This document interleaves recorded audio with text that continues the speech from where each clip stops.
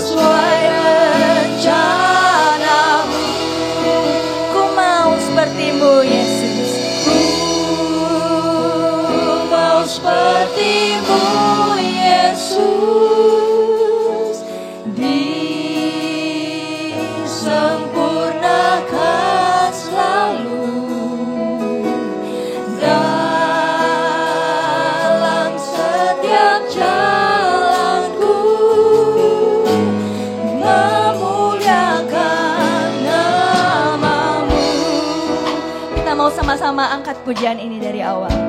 Bagaikan bejana. Bagaikan bejana siap dibentuk, demikian hidupku di tanganmu. Dengan urapan kuasa rohmu, ku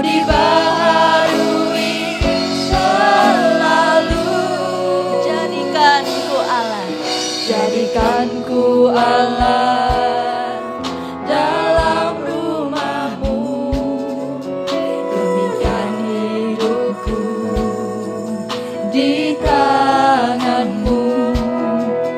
Untuklah turut kehendakmu, pakailah sesuai rencanamu.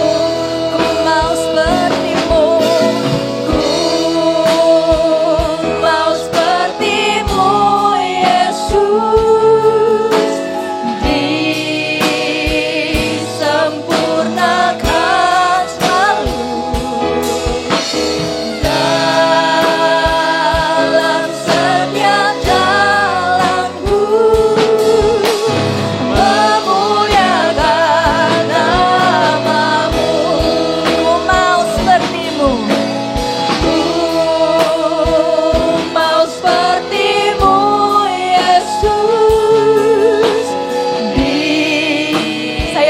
Bapak Robi untuk memimpin kita di dalam doa. Dalam setiap jalanku, memuliakan nama-Mu. Dalam setiap jalanku,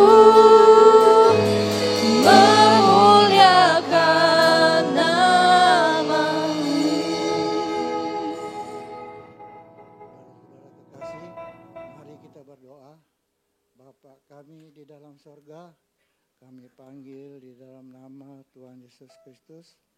Kami mengucap syukur, berterima kasih Tuhan, kalau kami anak-anak-Mu ada di rumah-Mu pada pagi hari ini. Kami akan memuji-muji Engkau, membesarkan nama-Mu. Berkati anak-anak-Mu yang ambil bagian dalam ibadah pagi hari ini. Terima kasih juga Engkau telah tibakan hamba-Mu di tempat ini. Sebentar lagi dia akan menyampaikan firman-Mu. Engkau berkati dia. Terima kasih Tuhan, kami alaskan doa kami Dalam nama Tuhan Yesus Kristus, haleluya, amin. Bapak Ibu dipersilakan untuk duduk kembali. Kita mau undang Tuhan kita untuk hadir di sini. Kita angkat pujian, datanglah ya Tuhanku. Datanglah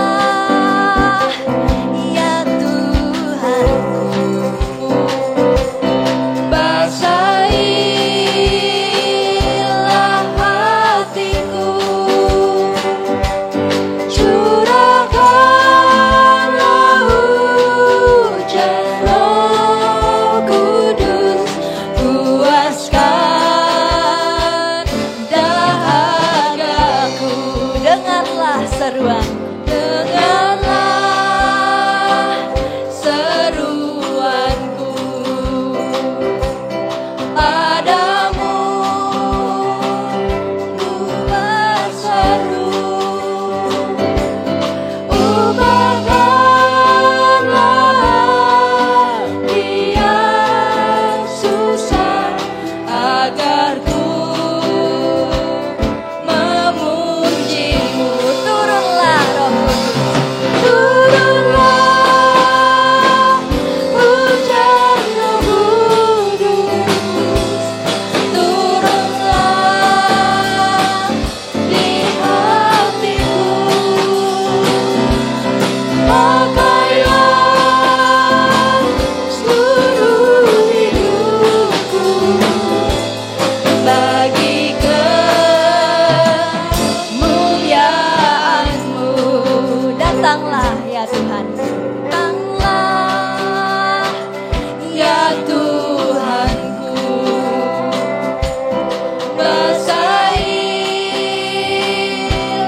hatiku. Curahkanlah hujan Roh Kudus. Puaskan dahagaku. Dengarlah seruanku, dengarlah seruanku. Padamu ku berseru.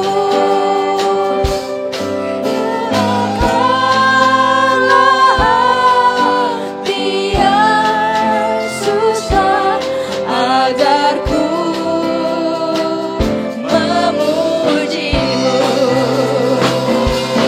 Turunlah hujan Roh Kudus, turunlah di hatiku. Pakailah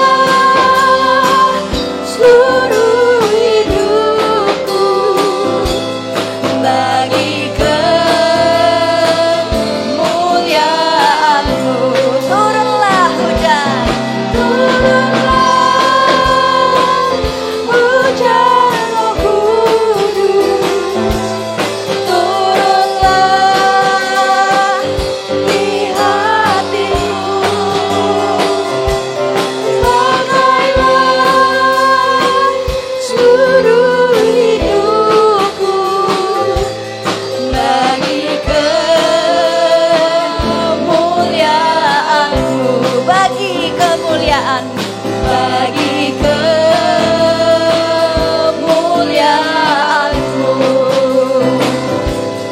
bagi kemuliaan-Mu.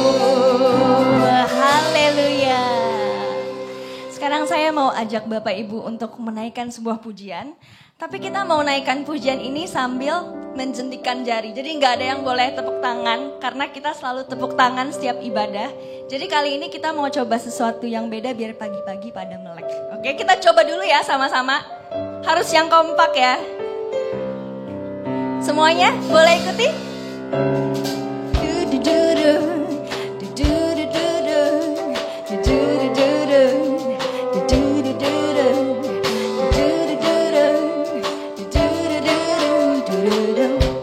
Kasih itu sabar, kasih itu sabar, murah hati, lemah lembut, tak cemburu, kasih itu memberi sukacita di hati. Kasih itu mengerti, selalu memberi, tiada mencari lemahnya diri. Kasih itu memberi sukacita di hati. Begitu banyaknya cerita tentang kasih-Nya yang sempurna. Marilah kita memberi dunia teladan Kristus di dalam kita. Kasih itu sabar, murah hati, lemah lembut, tak cemburu. Kasih itu memberi sukacita di hati. Kasih itu mengerti, selalu memberi, tiada mencari lemahnya diri. Kasih itu memberi sukacita di hati. Begitu banyaknya cerita tentang kasih-Nya yang sempurna. Marilah kita memberi dunia teladan Kristus di dalam kita. Kasih itu sabar, murah hati, lemah lembut, tak cemburu. Kasih itu memberi sukacita di hati. Sudah lebih semangat Bapak Ibu? Mana gak ada suaranya? Belum semangat nih. Kita mau bangkit berdiri supaya lebih semangat lagi. Kita mau angkat pujian, langit dan bumi pujilah Tuhan.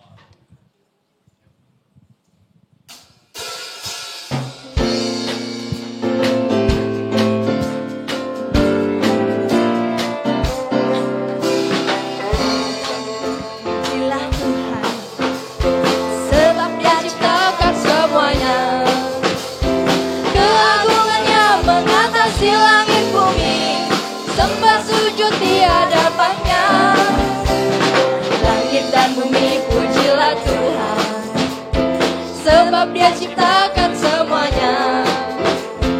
Keagungannya mengatasi langit bumi, sembah sujud di hadapannya. Ku puji, ku sembah, ku puji, ku sembah Yesus Kristus Sang Penebusku. Ku puji, ku sembah, ku puji, ku sembah Yesus Tuhan dan Rajaku.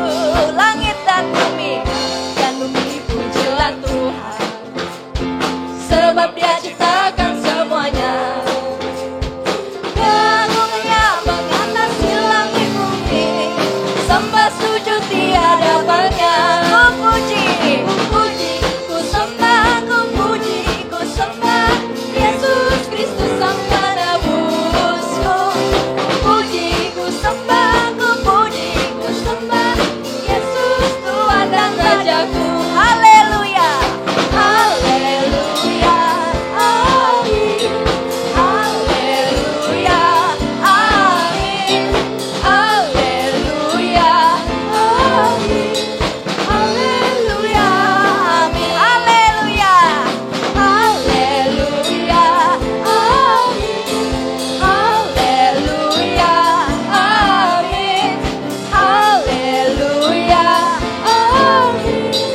Haleluya, amin. Haleluya, amin. Haleluya, amin. Haleluya. Bapak Ibu dipersilakan untuk duduk kembali. Kami membuka ruang kesaksian bagi Bapak Ibu yang terpanggil untuk bersaksi. Dipersilahkan untuk maju ke depan. Selamat pagi saudara-saudara semua. Saya mau menyaksikan mengenai family camp. Telah beberapa tahun kita tidak mengadakan family camp. Dan minggu kemarin kita mengadakan family camp ini sungguh luar biasa. Sebelumnya, kalau yang dulu family camp itu kita campur dengan Cianjur, tapi kalau ini kali semua itu AMS, dan itu bisa sampai 100 orang lebih, sungguh satu angka yang luar biasa. Saya merasakan family camp ini sangat bermanfaat bagi kita karena kita bisa langsung berinteraksi bersama dalam family camp. Dan saya mengharapkan untuk selanjutnya family camp agar semua jemaat bisa ikut lagi, dan bahkan kalau bisa kita mengajak saudara-saudara kita bersama untuk berfamily camp. Manfaatnya luar biasa. Karena apa? Dalam family camp kita baru merasakan kedekatan satu sama yang lain. Sehingga kita merasakan betul-betul ada curahan Roh Kudus yang luar biasa dari Tuhan.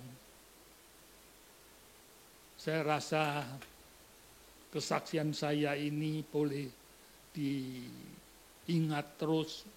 Family camp nanti tahun depan, saya rasa mungkin akan lebih ramai lagi.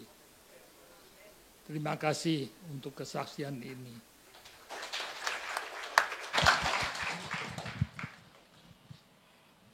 Terima kasih Bapak Walio untuk kesaksiannya. Sekarang kita mau lebih semangat lagi memuji Tuhan. Kita mau angkat pujian Sukacita Surga.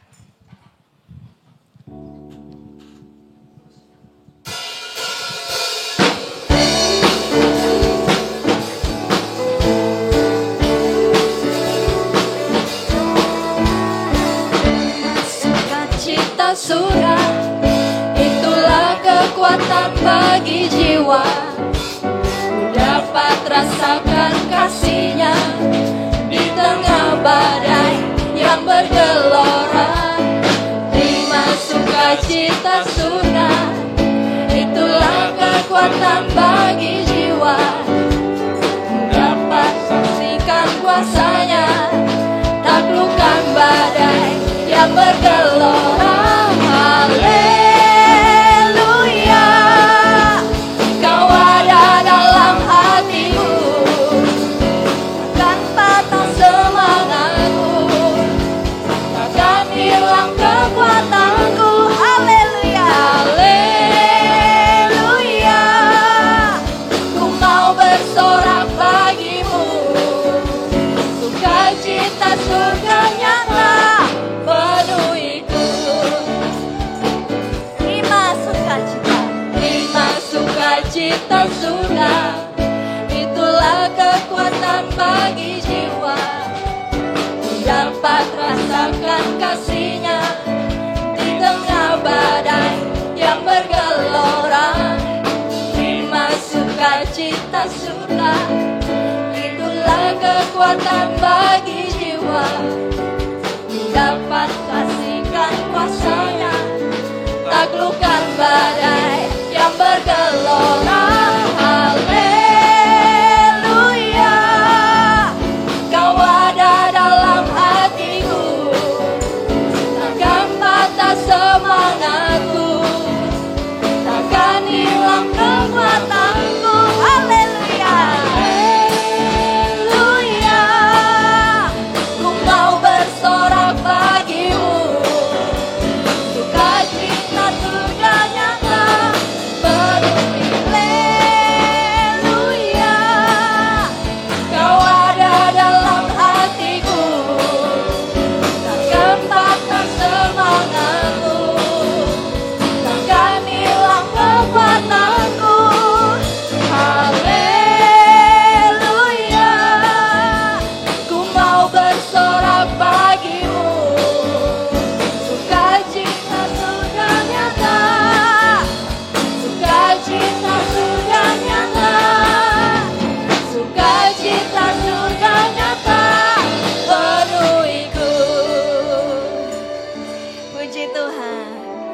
Mari Bapak Ibu, kita mau bangkit berdiri lagi.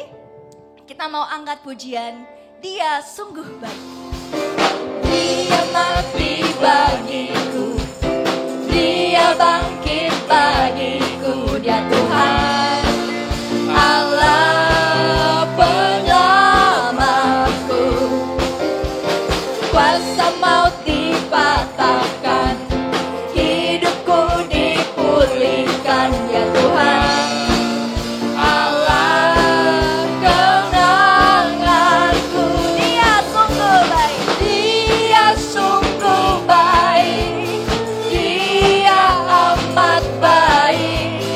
Yesus, Dia baik bagiku. Dia sungguh baik, Dia sungguh baik, Dia amat baik. Yesus, Dia baik bagiku. Dia mati bagiku, Dia bangkit bagiku, Dia Tuhan Allah penyelamatku. Kuasa maut dipatahkan, hidupku dipulihkan, ya Tuhan Allah kenanganku. He's so good, He's so good to you, He's so good to me. Jesus is so good to you. Tunjuk sebelahnya. He's so good to you, He's so good to me. Jesus is so good to you and me. He's so good, He's so good to you, He's so good to me. Jesus is so good to you and me. He's so good to you, He's so good to me. Jesus is so good to you and me. Jesus is so good to you and me. Jesus is so good to you and me. Haleluya. Bapak Ibu dipersilahkan untuk duduk kembali. Sebentar kita mau mendengarkan sebagian daripada firman Tuhan. Dan biarkan firman Tuhan yang kita dengar hari ini boleh menjadi teladan untuk kita. Kita mau siapkan hati dan pikiran kita. Kita naikkan pujian, Ku hidup bagimu.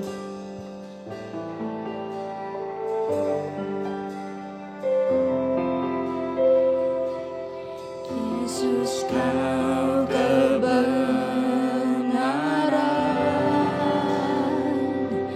yang menyelamatkanku. Engkau memberikanku hidup dan pengharapan. Ku ikut kehendak-Mu, ku ikut kehendak-Mu. Ku perlu anugerah-Mu, ku nyatakan janji-Mu kepadamu. Kalau ku hidup, kalau ku hidup bagimu. Hatiku tetap menyembah-Mu. Dunia tak bisa menjauhkanku dari kasih-Mu selama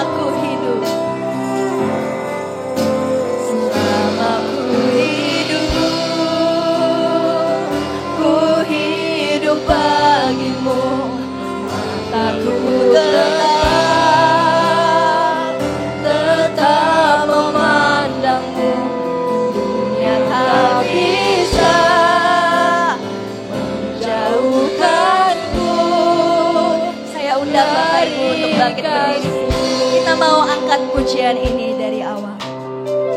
Yesus, kau kebenaran. Yesus, kau kebenaran.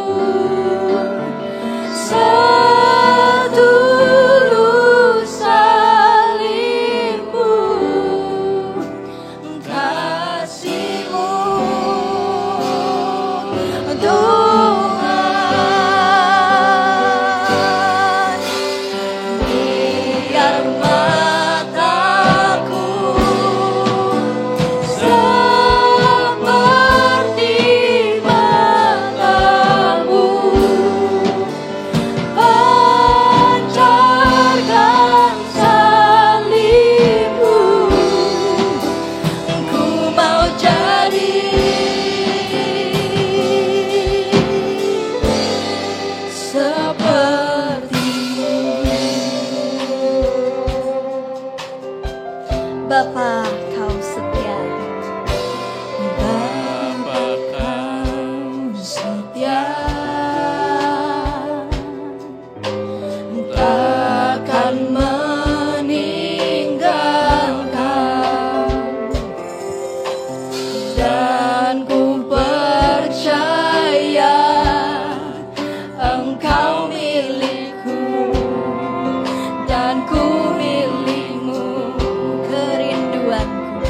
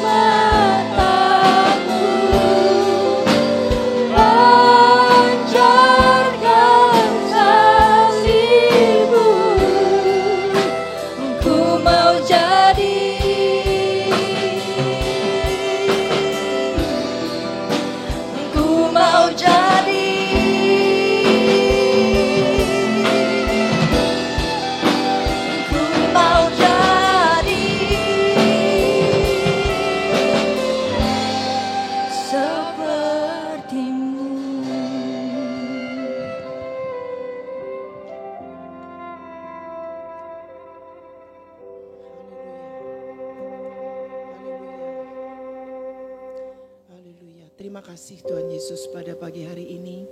Kalau kami boleh ada di rumah Tuhan, kami boleh ada di tempat yang benar. Terima kasih Tuhan kesempatan yang Tuhan berikan buat kami. Engkau sudah sehatkan kami.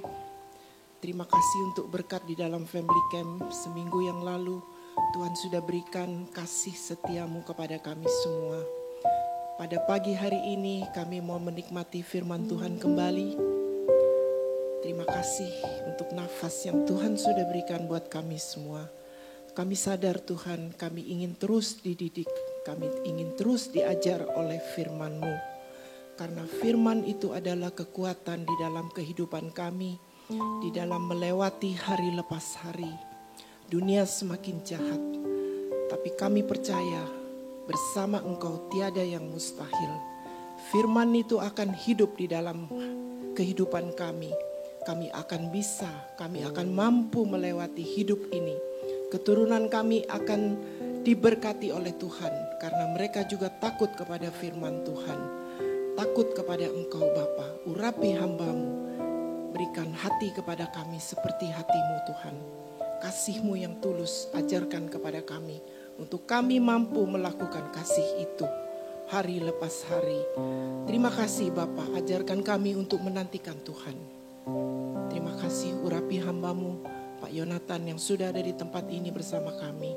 Terima kasih Roh Kudus, buka pikiran kami. Berikan pencerahan-pencerahan pada pagi hari ini. Karena kami tahu firman-Mu adalah kekuatan. Firman-Mu adalah kesembuhan buat kami semua. Firman-Mu adalah pertolongan bagi kami semua. Kami tetap mau mengandalkan Tuhan. Kami serahkan doa sembahyang kami hanya di dalam satu nama, Tuhan kami Yesus Kristus. Kami sudah berdoa dan sudah mengucap syukur kepada Tuhan. Haleluya. Amin. Waktu selanjutnya saya serahkan kepada Bapak Pendeta Yonatan. Puji nama Tuhan. Haleluya. Bersyukur kepada Tuhan kita boleh ada bersama-sama kembali menikmati persekutuan di dalam hadirat-Nya. Di dalam pujian penyembahan kita yakin Tuhan bertahta. Dan Tuhan juga senang dengan hati yang terangkat. Pujian yang bukan cuma sekedar di bibir mulut, tetapi yang juga tentunya dari hati kita yang limpah dengan syukur kepada Dia. Dan juga Allah rindu untuk memberkati setiap kita. Amin. Maka pada pagi hari ini kita akan sama-sama kembali menyimak kebenaran firman Tuhan. Terima kasih kepada Ibu Gembala yang sudah memberikan kepercayaan untuk saya boleh berbagi berkat firman Tuhan pada pagi ini. Masih di tema yang ada di bulan Agustus ini, ikutilah teladanku. Yang terambil di dalam nats pokoknya masih di dalam Yohanes pasalnya yang ke-13, ayatnya yang ke-15. Kita akan baca bersama-sama kembali ayat ini dalam hitungan yang ke-3. 2, 3. Sebab aku telah memberikan suatu teladan kepada kamu, supaya kamu juga berbuat sama seperti yang telah kuperbuat kepadamu. Sebelum kita akan melihat lebih jauh pemaparan apa yang Tuhan maksudkan di perkataannya tersebut, saya mau sampaikan dulu. Ini terdapat dalam Injil Yohanes yang ditulis oleh Rasul Yohanes. Sebuah Injil yang khusus, yang berbeda, bahkan lebih mencolok perbedaannya dibandingkan 3 Injil lainnya. Kita tahu di dalam Alkitab Perjanjian Baru ada 4 Injil. Matius, Markus, Lukas, dan Yohanes. Matius, Markus, dan Lukas dikenal dengan sebutannya kumpulan Injil sinoptik. Injil yang merangkum peristiwa demi peristiwa dengan sistematis, dengan urutan yang jelas, dari awal sampai akhir dan cukup lengkap. Tapi tentu saja bukan berarti Yohanes ini terbatas dan sepertinya tidak ada nilainya atau lebih rendah nilainya dari 3 Injil yang lain. Justru sebaliknya. Walaupun Injil Yohanes ini berbeda dengan 3 Injil sebelumnya, tapi justru punya keistimewaan tersendiri. Karena Injil Yohanes tidak mencatat peristiwa mungkin seperti yang dibuat 3 Injil yang lain, tetapi hanya ada di Injil Yohanes karena memang punya tujuan yang berbeda dalam penulisannya. Sebagaimana yang diilhamkan oleh Roh Allah, Yohanes ingin memperkenalkan Yesus dalam sebuah sudut pandang yang berbeda. Matius memperkenalkan Yesus sebagai seorang raja mesianik. Raja yang dinanti-nantikan, yang selama ini ditunggu oleh bangsa Israel. Sedangkan Injil Markus memperkenalkan Yesus sebagai seorang hamba yang setia. Hamba yang sempurna. Sedangkan Injil Lukas memperkenalkan Yesus sebagai anak manusia yang sejati, yang sempurna, yang tidak ada cacat celah. Yohanes memperkenalkan Yesus sebagai Sang Firman, Allah itu sendiri. Kenapa saya harus sampaikan ini? Karena ada kaitannya dengan ayat yang kita baca tadi. Saat Injil ini ditulis, saat Yohanes mendapatkan pengilhaman dari Roh Allah untuk menyampaikan hal ini dari perkataan Yesus yang dikutip oleh dirinya, saudara, pada waktu itu orang-orang banyak menyembah ilah-ilah dewa-dewa Yunani Romawi yang terkenal arogan. Katakan arogan. Dewa-dewa yang terkenal arogan, yang senang untuk menghukum manusia. Menuntut pemujaan yang ekstrim terhadap dirinya. Dan sebagainya. Tapi Yohanes memperkenalkan sosok Yesus, Sang Firman, Allah yang mau merendahkan dirinya.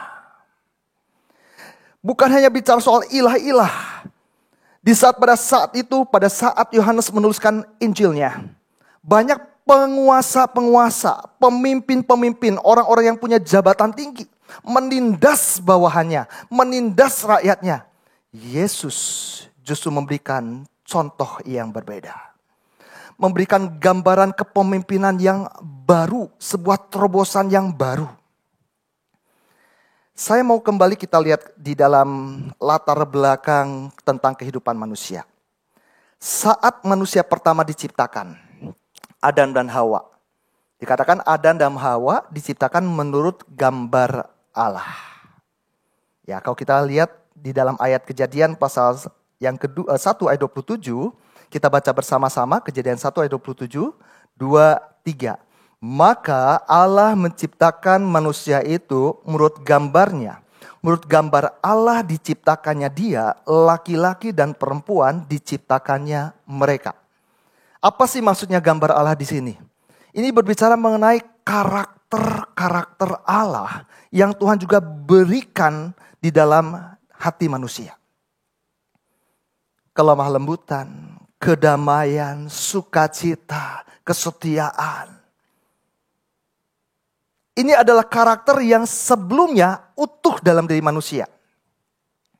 Tetapi sayang, ketika manusia jatuh dalam dosa, gambar Allah rusak dalam diri manusia. Klik gambar berikutnya. Rusak dalam diri manusia mengakibatkan karakter Allah juga mulai pudar. Ini dampaknya apa? Ini yang akan membawa kita kepada satu pengertian. Mengapa sih kita harus ikut teladan Yesus? Apa sih manfaatnya? Apa sih gunanya? Emang kenapa kalau kita nggak ikut teladan Yesus? Ada kaitannya dengan bagian ini. Manusia yang semula diciptakan menurut gambar Allah dalam karakter sorgawi, damai, tidak ada konflik, baik di dalam dirinya secara internal maupun dengan sesamanya secara eksternal. Damai, rukun, Adam dan Hawa rukun. Tetapi sayang, ketika dosa sudah mulai masuk dan merusak gambar Allah, maka terjadilah konflik. Ketika Allah bertanya kepada Adam, apakah engkau memakan buah yang aku larang untuk engkau makan buahnya? Oh Tuhan, perempuan yang kau tempatkan di sisiku, dialah yang memberikan aku buah itu. Mulai muncul konflik, mencari kambing hitam. Mengkambing hitamkan, menyalahkan.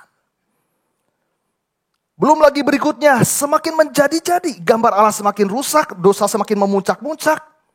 Terjadi konflik demi konflik yang semakin beragam. Kain dan Habel. Kain timbul iri hati, dengki. Sampai dia bunuh adiknya sendiri. Karena gambar Allah yang rusak.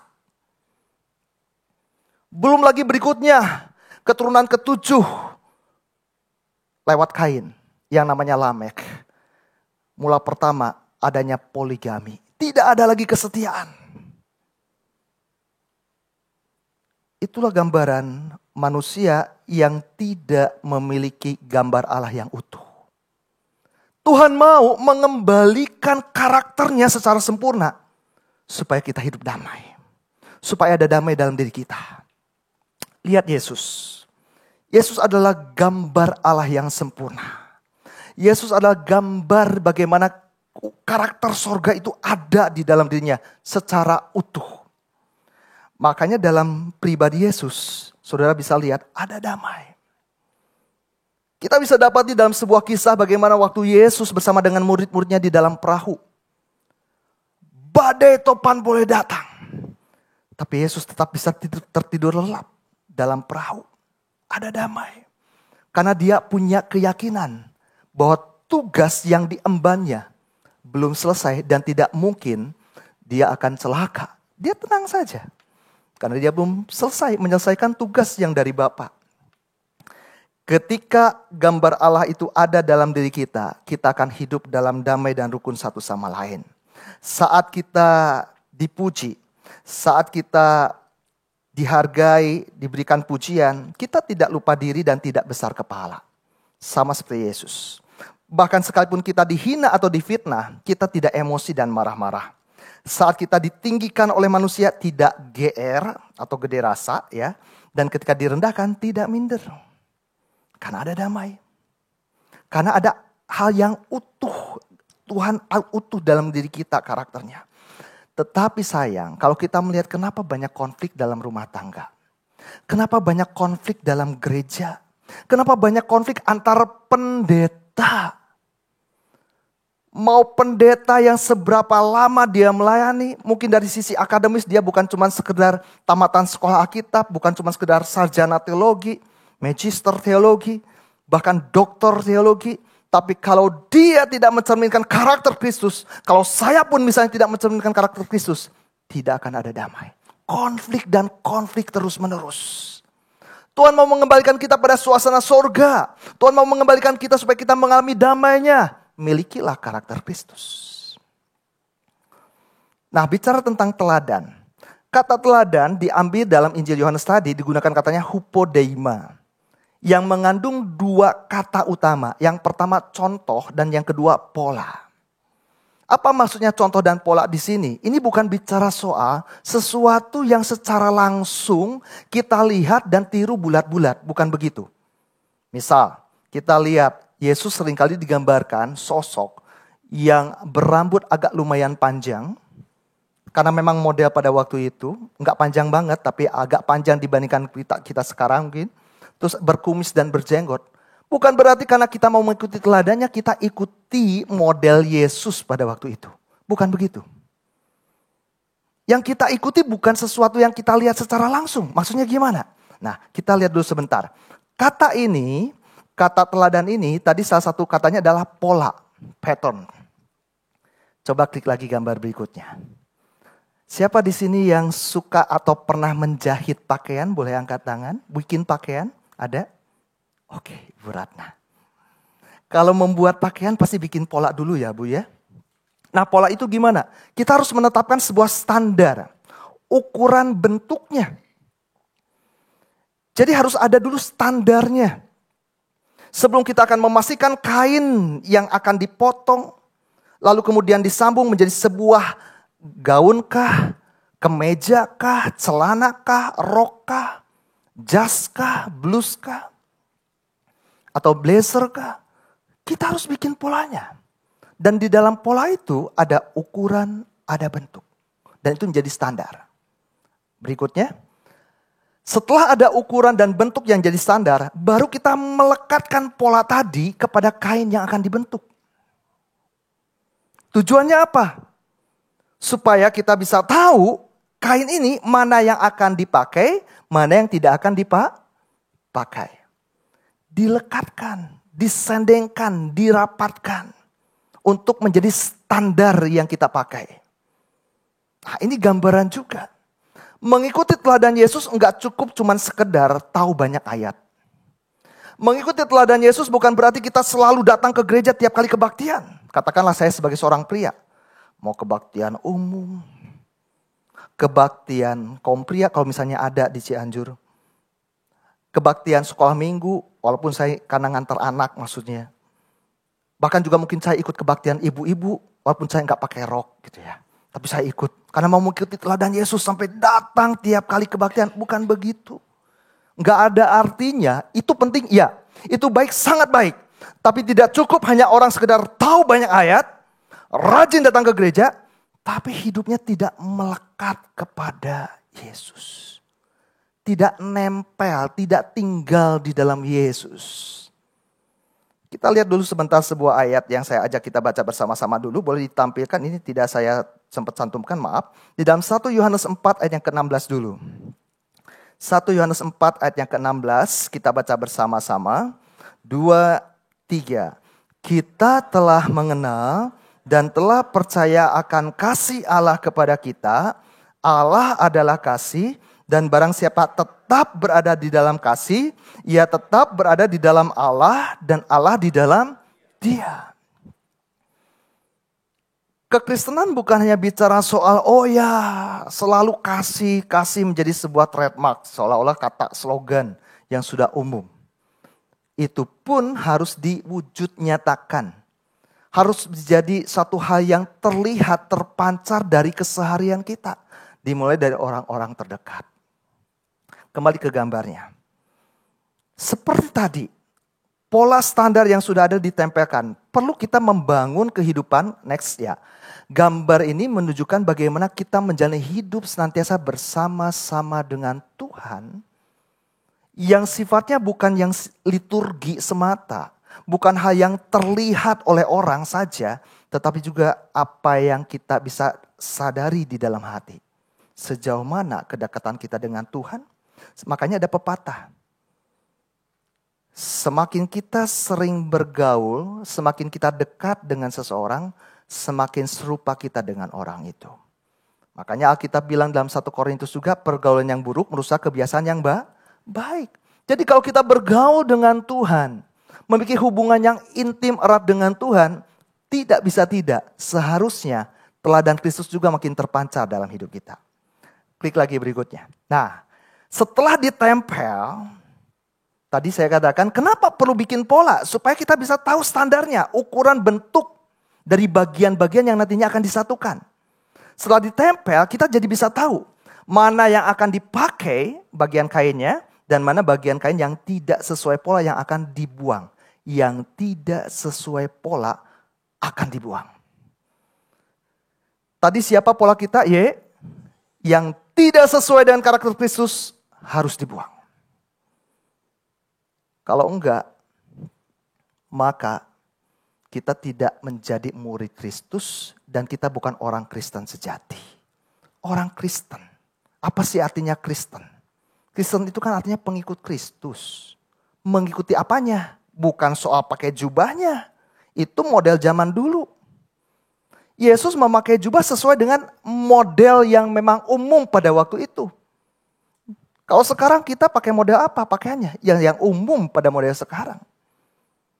Gaya rambut dan sebagainya umum seperti sekarang. Jadi kita melihat prinsip yang Yesus lakukan.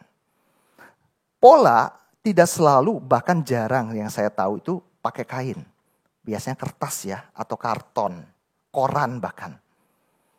Tetapi walaupun kertas atau koran itu ya dijadikan pola, bisa ditempelkan pada kain, bahan yang berbeda. Nah itu maksudnya, yang penting standarnya. Ukurannya, bahkan kata pola di situ bicara tentang karakternya, wataknya. Jadi kita harus lihat prinsip hidup yang Yesus jalani. Yesus tidak berpenampilan yang aneh-aneh, maaf.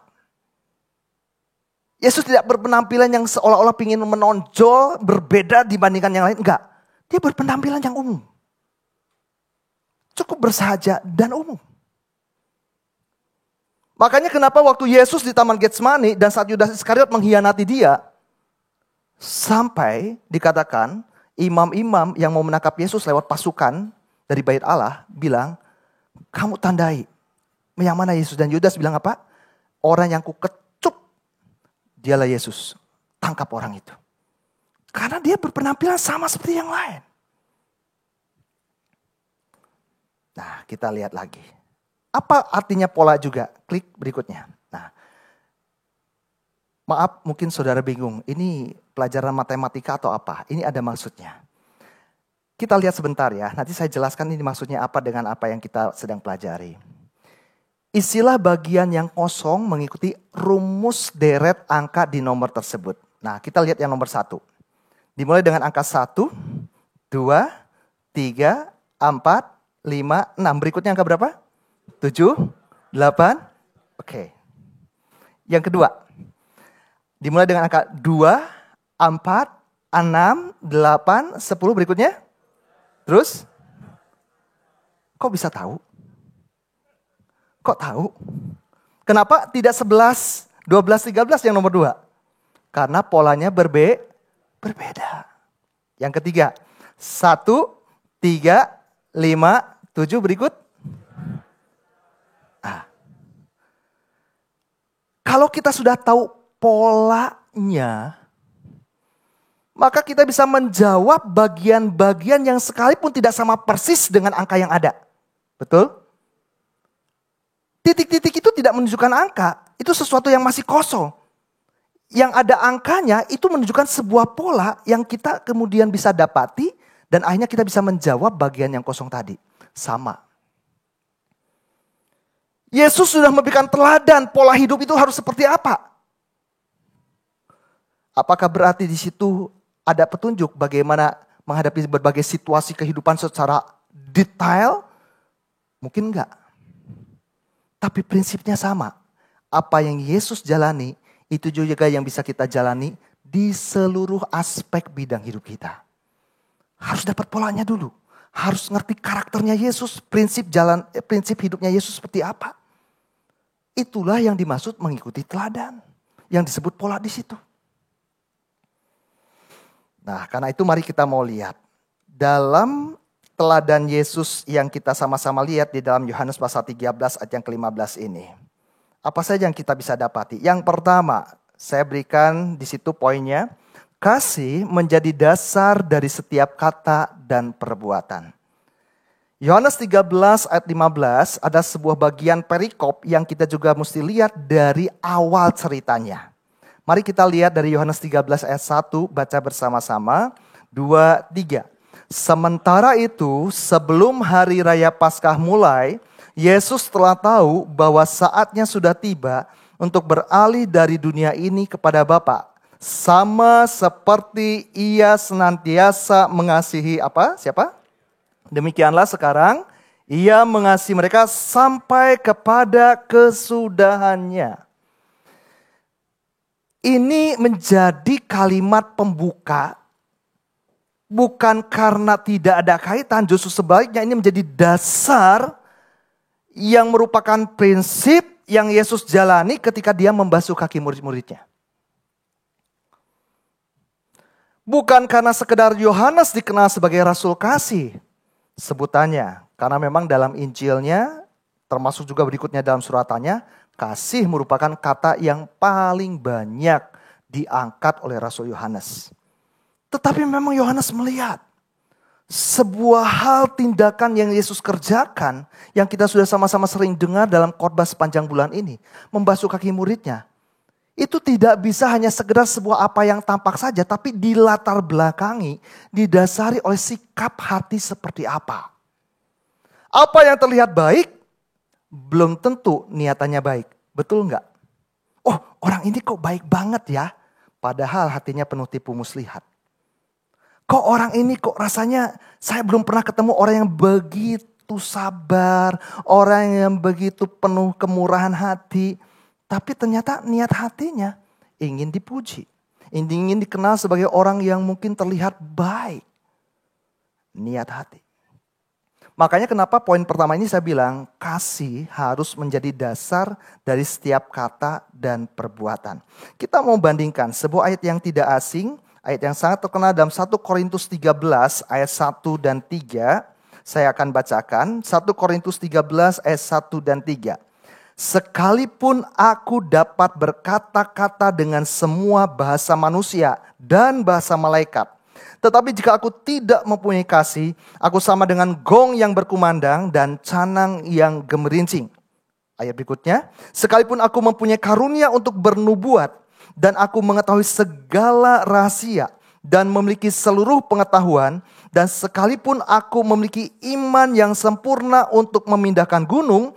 Tetapi jika aku tidak mempunyai kasih, aku sama sekali tidak berguna. Nah, ayat 3 tolong dibaca bersama-sama. 2, 3. Dan sekalipun aku membagi-bagikan segala sesuatu yang ada padaku, bahkan menyerahkan tubuhku untuk dibakar, tetapi jika aku tidak mempunyai kasih, sedikit pun tidak ada faedahnya bagiku. Saudara bayangkan dari yang 3 bagian ini saja. Kasih harus menjadi landasan dalam segala sesuatu. Kemampuan kita dalam hal yang jasmani maupun kemampuan kita yang Tuhan berikan secara rohani tidak ada faedahnya. Sia-sia, bahkan saya boleh jelaskan dengan lebih terperinci, bisa merusak kalau tidak dilandasi kasih. Sekalipun punya iman yang sempurna, saudara bisa bayangkan, iman yang sempurna aja ternyata nggak cukup. Kalau ternyata dalam hidupnya tidak diwujudkan dalam kasih. Oh, kalau doa luar biasa, saya sering merinding kalau dengar dia berdoa. Oh, luar biasa kalau dia berdoa, selalu Tuhan jawab. Tapi dalam kehidupan sehari-hari, di tengah keluarga, dengan rekan-rekan sepelayanan, dengan masyarakat sekitar, maaf, tidak ada kasih. Apa artinya? Sehingga Yohanes kembali pada gambar tadi, mengedepankan hal ini dulu. Dia mau kita simak dulu, fokus dulu pada dasar hatinya Yesus ketika dia akan bertindak berikutnya. Dilatar belakangi oleh kasih yang luar biasa, kasih yang sempurna. Kasih yang tulus. Nah, ini akan terkait tentunya dengan bagian berikutnya, bagian yang kedua. Yang kedua, keteladanan apa yang bisa kita pelajari dari kisah ini? Rendah hati dan inisiatif dalam melayani. Yohanes 13 ayat 4 dan 5 kita baca bersama-sama. 2, 3. Lalu bangunlah Yesus dan menanggalkan jubahnya.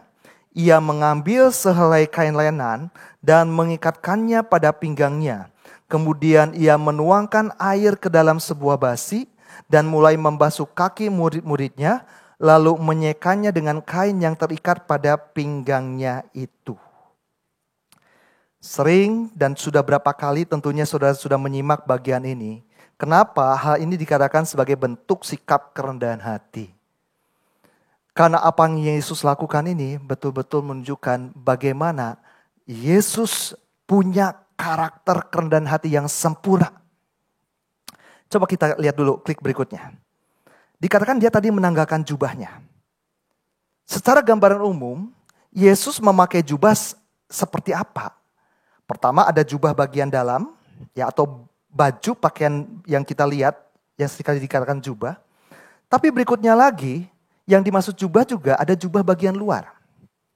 Dan biasanya akan dipakai ketika dia sedang mengajar murid-muridnya. Sebagai bentuk tradisi pada waktu itu. Yang diberlakukan dan diharuskan. Makanya ada satu cerita ketika ada seorang perempuan yang sakit pendarahan. Lalu dengan iman dia berkata apa? Asalkan saja ku jamah jumbai jubahnya, aku akan sembuh. Nah, ini bukan jubah bagian dalam, jubah bagian luar. Yang saudara bisa lihat di situ. Yesus menanggalkan jubahnya tentu bukan soal jubah dalam. Waduh, kalau jubah bagian dalam itu nanti saat dia disalib. Dia ditanggalkan oleh para prajurit Romawi. Tapi ini menanggalkan jubah bagian luar.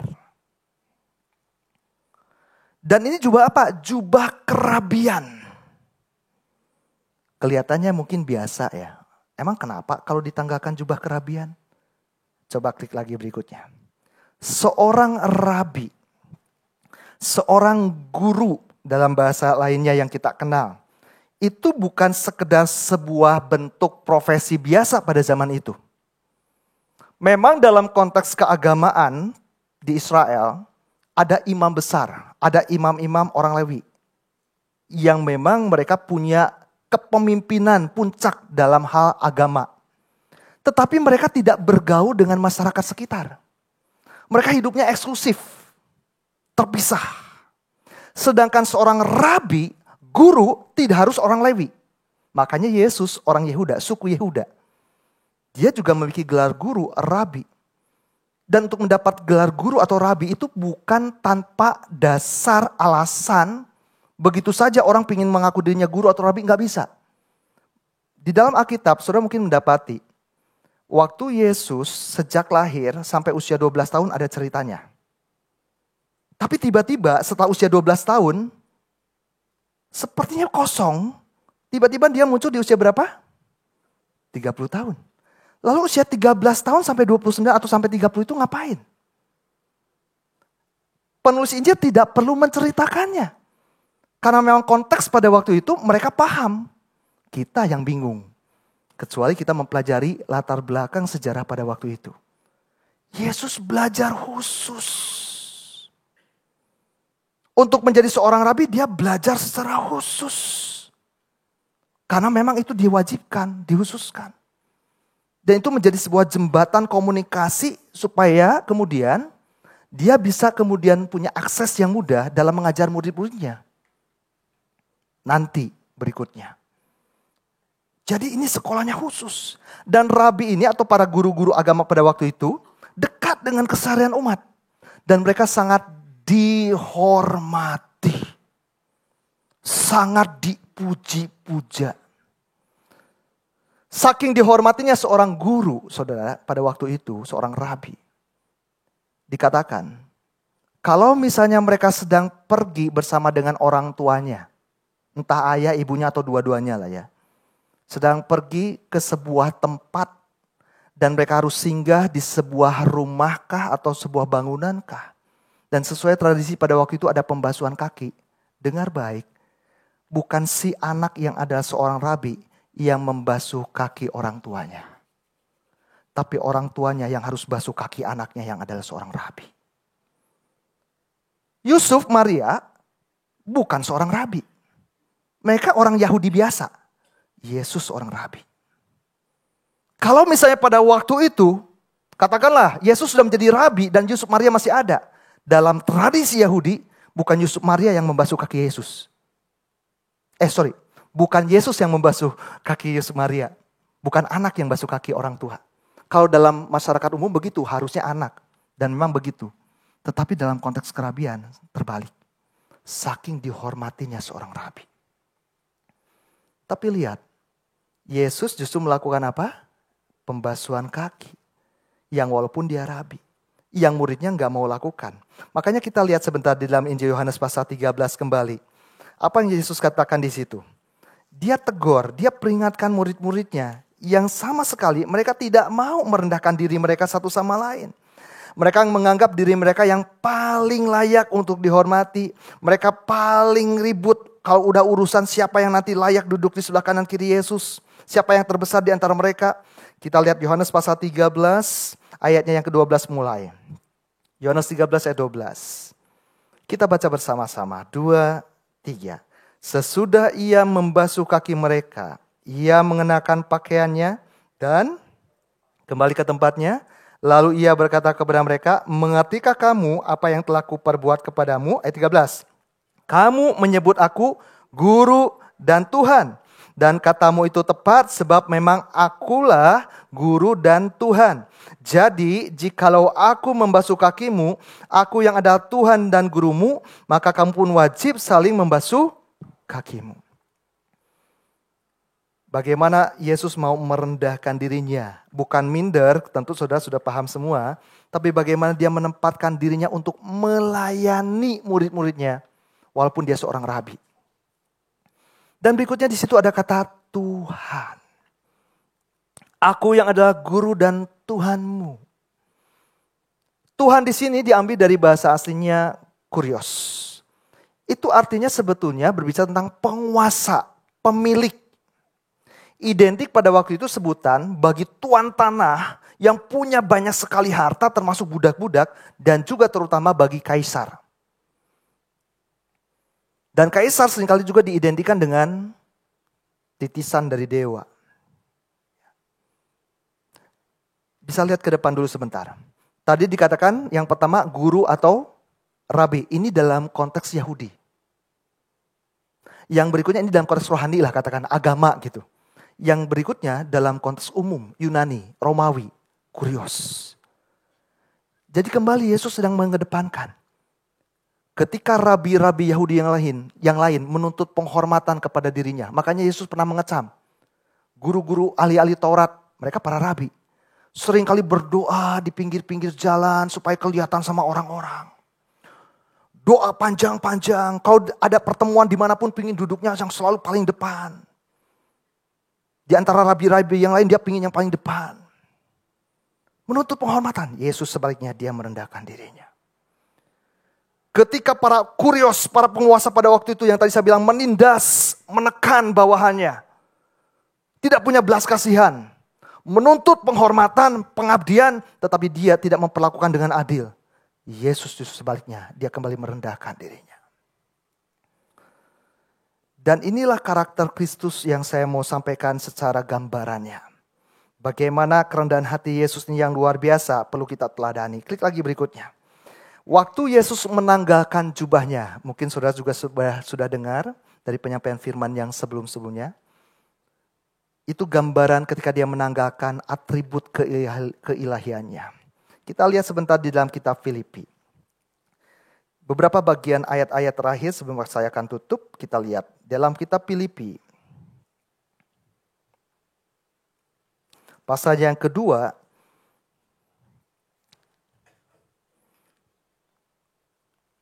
kita baca bersama-sama ayat ini dari mulai ayatnya yang ke-1.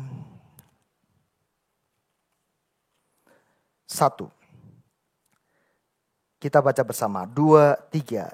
Jadi karena dalam Kristus ada nasihat, ada penghiburan kasih, ada persekutuan roh, ada kasih mesra dan belas kasihan. Karena itu sempurnakanlah sukacitaku dengan ini. Hendaklah kamu sehati sepikir dalam satu kasih, satu jiwa, satu tujuan, dengan tidak mencari kepentingan sendiri atau puji-pujian yang sia-sia. Berikutnya, sebaliknya, hendaklah dengan rendah hati yang seorang menganggap yang lain lebih utama daripada dirinya sendiri. Sampai situ dulu sebelum saya lanjut. Kenapa suratan ini muncul? Karena di Filipi terdapat konflik. Bukan hanya konflik jemaat. Kalau saudara pelajari lebih jauh, termasuk pemimpin-pemimpin di dalamnya. Karena ingin menonjolkan diri. Enggak mau saling merendahkan diri.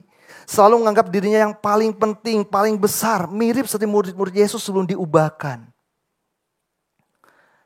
Sehingga Paulus perlu memberikan sebuah keteladanan Yesus untuk menjadi contoh pola. Kita lihat ayat 4. Dan janganlah tiap-tiap orang hanya memperhatikan kepentingannya sendiri, tetapi kepentingan orang lain juga. Ayat 5. Hendaklah kamu dalam hidupmu bersama menaruh pikiran dan perasaan yang terdapat juga dalam Kristus Yesus, yang walaupun dalam rupa Allah tidak menganggap kesetaraan dengan Allah itu sebagai milik yang harus dipertahankan.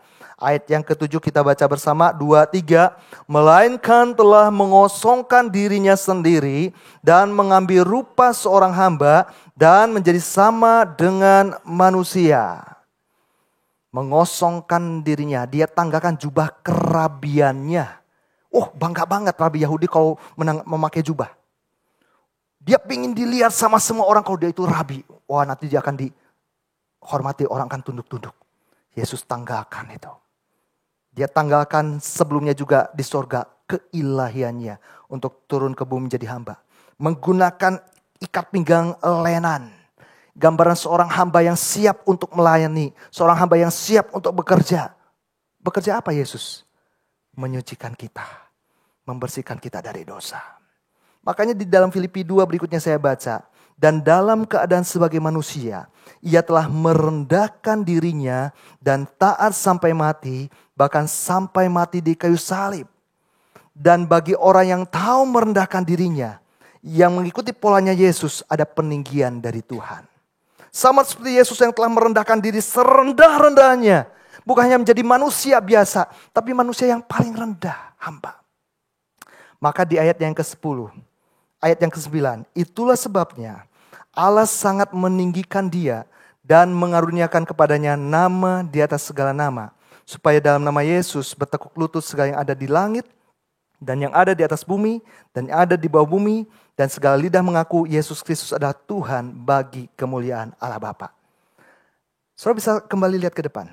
Saat manusia jatuh dalam dosa, tidak utuh lagi gambar Allah dalam dirinya, ada kekosongan.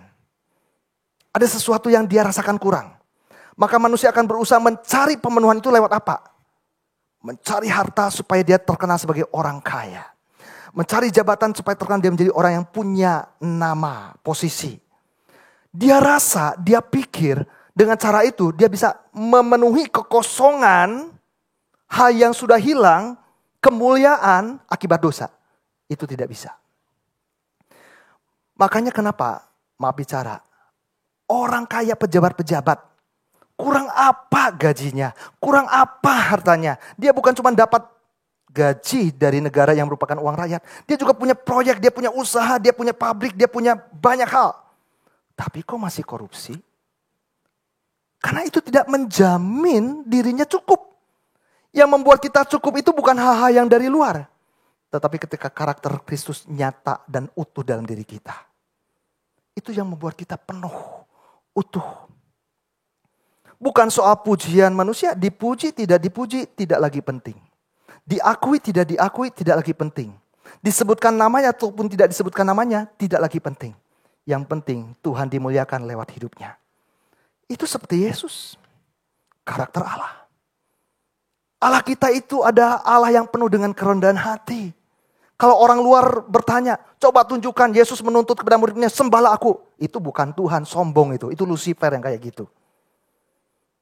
Jadi kalau orang bilang, buktikan di Alkitab, Yesus bilang sembahlah aku. Itu Lucifer yang kayak gitu. Allah kita bukan kayak gitu. Allah yang penuh dengan kerendahan hati. Tapi justru dari kerendahan hatinya kita lihat kemuliaannya yang luar biasa. Dan karakternya yang terpuji. Klik lagi berikutnya.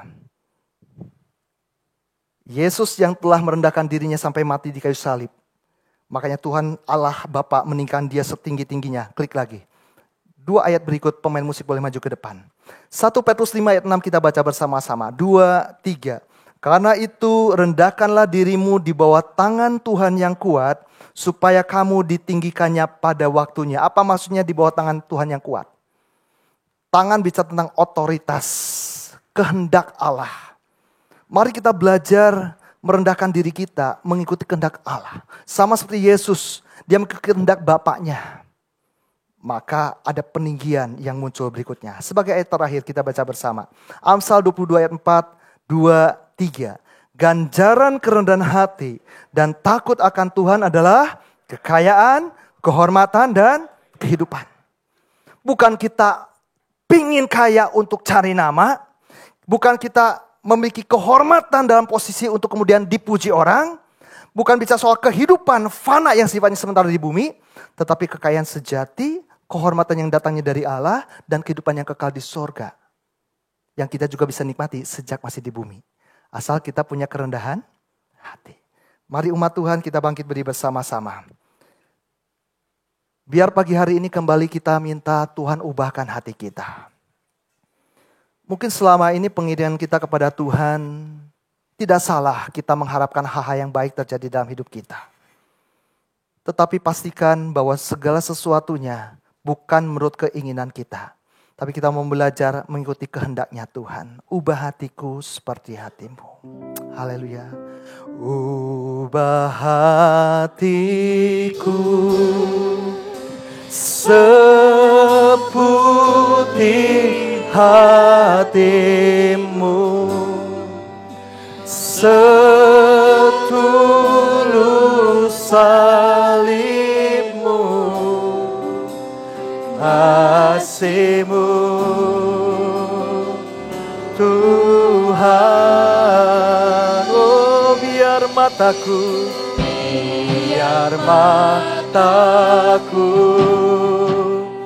seperti matamu, pancarkan kasih-Mu. Ku mau jadi, katakan lagi, oh ubah hatiku. Haleluya, ubah hatiku seputih hatimu, setulus salibmu. Biar kasih-Mu limpah dalam hidup kami dan terpancar lewat kehidupan kami. Kasih-Mu Tuhan, oh biar mataku, amin, amin, amin, amin,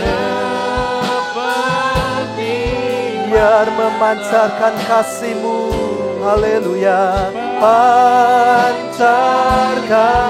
kasih-Mu, ku mau jadi seperti-Mu. Pagi hari ini, kalau orang dunia mencari hal-hal yang memang mereka cari untuk mendapatkan kepuasan hidup, tetapi pada akhirnya bukanlah kepuasan yang mereka peroleh. Kehampaan, kekosongan semata-mata yang selalu ada. Saudara, pahami dan yakini, Yesus lebih daripada cukup buat saya dan saudara. Tapi bukan hanya sebagai Tuhan yang kita sembah, tetapi juga sebagai teladan yang harus kita ikuti. Kalau kita memiliki karakter kepribadian Yesus itu ada dalam hidup saya dan saudara, hidup ini penuh dengan ketenangan. Hidup ini penuh dengan kedamaian. Dan kita juga akan menjadi orang-orang yang membawa damai. Itu sebabnya kenapa Yesus berkata, berbahagialah orang-orang yang membawa damai. Karena mereka akan disebut anak-anak Allah. Karena ada karakter seperti anak mewarisi karakter dari orang tuanya. Demikian pula, kalau kita mewarisi karakter Kristus, kita akan menjadi orang-orang yang membawa damai. Karena hati kita pun limpah dengan damainya Tuhan. Mari pada pagi hari ini, kalau ada hati-hati yang saat ini mungkin syarat dengan keinginan-keinginan duniawi yang kita pikir bisa memuaskan kita. Tidak salah saudara bekerja, tidak salah saudara berusaha, berjuang keras dalam berbagai pekerjaan, profesi apapun yang saudara lakukan. Tetapi pastikan bukan untuk mencari pujian, bukan untuk mencari nama, bukan untuk karena gengsi. Tetapi semuanya itu sekiranya boleh memuliakan Tuhan. Semuanya itu boleh mengagungkan Tuhan. Dimanapun saudara menjalani usaha, pastikan orang-orang sekitarmu, bukannya keluargamu, tapi karyawanmu, rekan sekerjamu, melihat karakter Kristus itu betul-betul tampak terpancar di dalam hidup saya dan saudara. Sehingga kita layak disebut sebagai pengikut-pengikut Yesus, orang-orang Kristen yang sejati. Angkat kembali pujian ini dengan penuh penyembahan. Mari angkat tangan kita bersama-sama. Ini kerinduan kami Tuhan. Oh ubah hatiku, oh ubah hatiku, ubah hati kami seputih hatimu, setulus salibmu, kasihmu, oh Tuhan. Haleluya. Biar mata kami memancarkan kasih-Mu Yesus. Amin, amin, glory, haleluya. Pancarkan kasih-Mu, ku mau jadi. Sekali dengan segenap hati katakan, ubah hatiku. Oh, ubah hatiku. Setiap tangan yang terangkat, Engkau yang menilik, Engkau yang melihat Tuhan. Ini kerinduan kami. Lebih lagi dipermuliakanlah Engkau lewat hidup kami Tuhan. Haleluya, haleluya. Biar kasih-Mu limpah-limpahlah dan terpancarlah lewat hidup kami. Haleluya. Amin, amin, amin, amin. Ya Tuhan, pancarkan kasih-Mu, ku mau jadi sepertimu. Mari kita bersatu di dalam doa. Di tengah dunia yang semakin sukar, banyak orang juga kehilangan kasih dan semakin mementingkan diri sendiri. Tetapi disitulah Tuhan merindukan kasih-Mu justru akan semakin tampak bersinar lewat hidup kami. Sebab untuk itulah Engkau memanggil kami. Supaya orang boleh melihat Kristus semakin nyata lewat perkataan kami, lewat tindak tanduk perbuatan kami. Bukan lagi kami yang terlihat, apalagi hidup kami yang lama. Tetapi kehidupan yang terus diperbaharui dan semakin serupa dengan Kristuslah yang orang boleh rasakan, nikmati lewat keberadaan kami. Baik dalam kehidupan keluarga. Kalau saat ini ada suami dan istri yang hidup di dalam konflik, Tuhan tolong supaya mereka boleh terbuka kepada Tuhan dan mengizinkan Tuhan untuk memperbaiki pikiran, hati, dan mungkin motivasi hidup mereka. Kalau selama ini mungkin ada satu keegoisan yang membuat konflik itu semakin menjadi-jadi.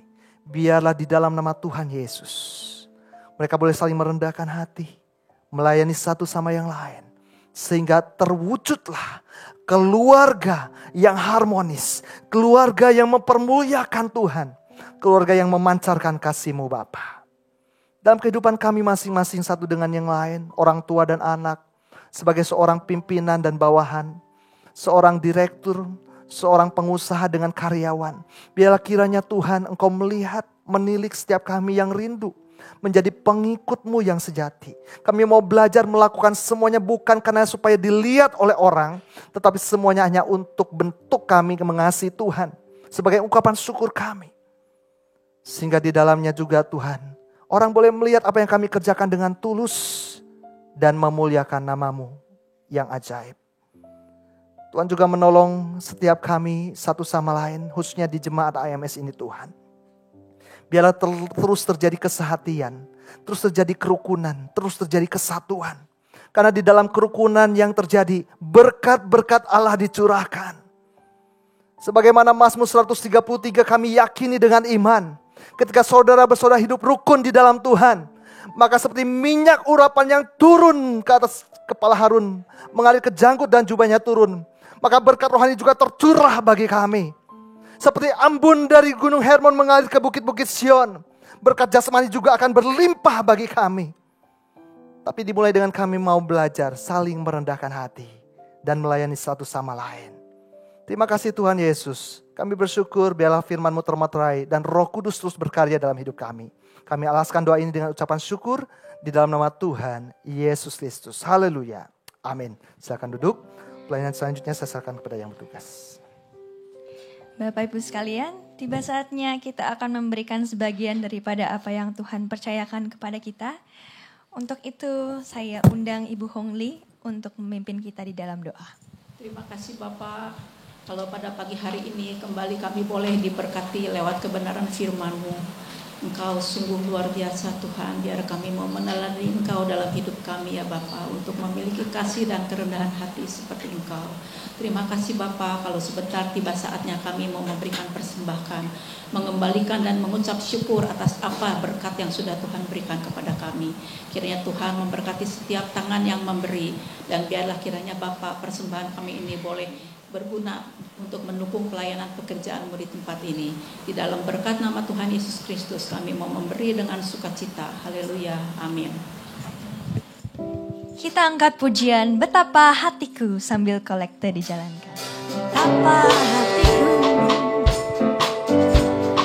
berterima kasih Yesus, Kau mengasihiku, Kau memilikiku. Hanya ini Tuhan persembahanku, segenap hidupku, jiwa dan ragaku, sedang ku miliki harta kekayaan yang cukup berarti untuk ku persembahkan. Hanya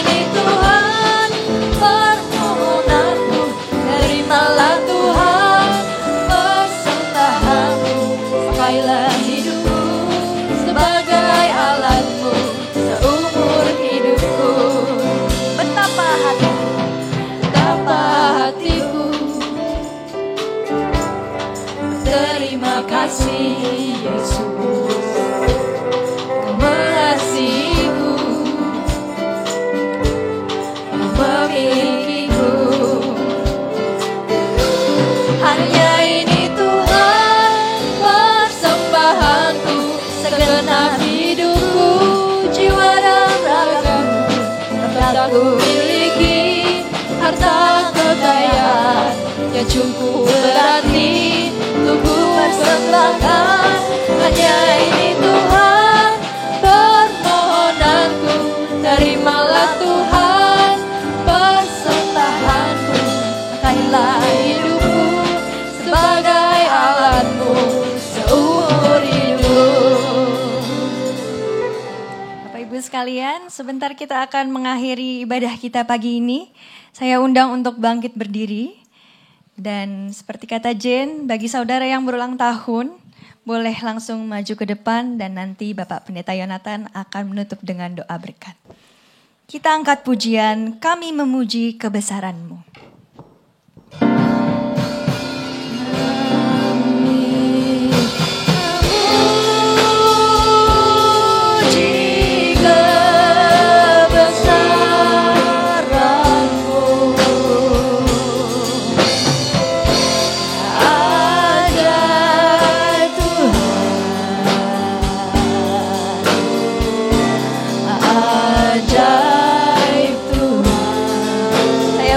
Bapak Pendeta Yonatan.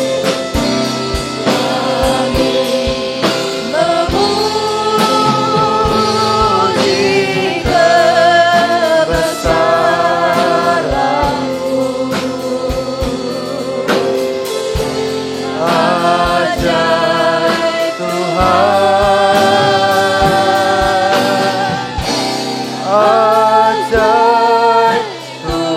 ajaib Tuhan, ajaib Tuhan, ajaib Tuhan. Ajaib Tuhan,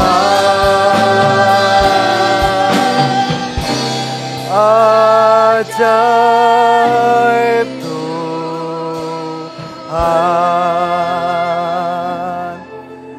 Mari jemaat yang dikasihi Tuhan, kita bersama-sama arahkan tangan kita untuk mendukung dalam doa buat saudara-saudara kita yang berulang tahun pada bulan Agustus ini. Bersatu hati, kami membawa setiap kekasih-kekasih kami di dalam Tuhan yang kembali Tuhan sudah genapkan usia mereka di bulan Agustus ini. Kami berterima kasih kehadiran mereka di tempat ini dan teramat khusus pemeliharaan Tuhan sepanjang kehidupan yang sudah mereka jalani. Menjadi keyakinan dan doa kami, Tuhan akan terus menjagai setiap langkah hidup mereka, bahkan memberkati setiap perjalanan mereka di dalam Tuhan dengan berkat-berkat sorgawi yang limpah, umur panjang, sukacita, damai sejahtera, pemenuhan dalam setiap kebutuhan, perlindungan yang sempurna akan membawa mereka untuk mengalami Tuhan lebih lagi. Dan bagaimana Tuhan membawa mereka dari kemuliaan kepada kemuliaan dan dari kemenangan kepada kemenangan. Apa yang menjadi persoalan, masalah, tantangan yang sedang mereka hadapi, Tuhan memberikan jalan keluar dan Tuhan yang menjadi jawaban yang memberikan kepada mereka kemenangan. Bahkan setiap harapan, kerinduan, cita-cita, Tuhan, biarlah rencana-Mu yang sempurna boleh terjadi atas hidup mereka. Janji-Mu yang tak pernah berubah boleh digenapi dengan sempurna juga dalam kehidupan dan masa depan mereka. Terima kasih Tuhan Yesus. Dan di akhir ibadah ini juga kami bersatu hati buat Ibu Gembala kami dukung di dalam doa. Biarlah kiranya kekuatan, kesehatan, kebijaksanaan, hikmat yang daripada Tuhan boleh senantiasa ada menjadi bagian penuh dan limpah dalam kehidupan Ibu Gembala kami. Sehingga dalam setiap apapun yang dikerjakan, dalam kegiatan program yang dirancangkan sesuai dengan apa yang Tuhan taruh di dalam hatinya, boleh membawa umat-Mu semakin bertumbuh, berakar, berbuah-buah di dalam Tuhan. Semakin dewasa di dalam Engkau Tuhan. Dipersatukan di dalam kasih Kristus yang kuat. Terima kasih Tuhan Yesus. Dan setiap kami yang hadir saat ini, kami semuanya kami percaya kami sudah dilawat oleh Tuhan dengan lawatan yang ajaib dan indah. Oleh karena itu kekasih-kekasih Tuhan, dengan seizin tentunya dari Ibu Gembala, terimalah kiranya segala berkat rahmat dari Bapa Surga dan kasih sayang kecintaan dari Yesus Sang Putra, persekutuan penghiburan, pimpinan dari Roh Kudus menyertai dan jadi bagian kita sampai selama-lamanya. Maranatha. Tuhan datang kembali. Setiap kita yang diberkati, Tuhan katakan amin.